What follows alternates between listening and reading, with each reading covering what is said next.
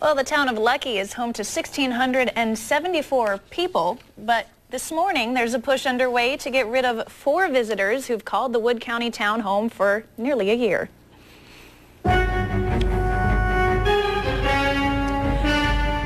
Luckey, Ohio, a typical small town in rural America. But the talk at the Country Inn on Main Street is about 4 visitors that came to town last year and don't want to leave.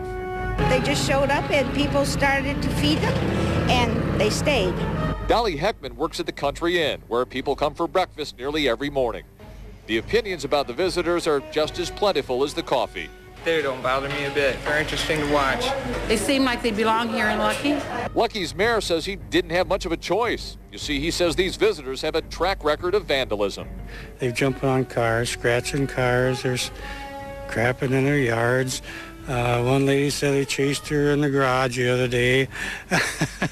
And so, but most people like them.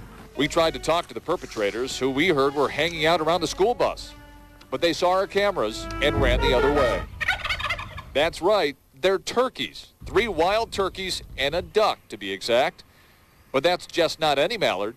I think he thinks that the female is his wife. Some residents say the city isn't being fair to the fowls, and they should be allowed to roam free. We have worse problems with cats, let alone I can't understand why these little turkeys aren't hurting a thing. But Luckey's mayor says it's not that simple, and the birds have to go.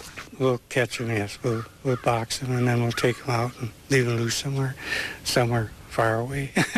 Harley Jacobs says he sympathizes with those folks who think the birds are harmless, and he says he might agree with them. But they're not sitting in my yard, and they're not in my way, we'll put it this way.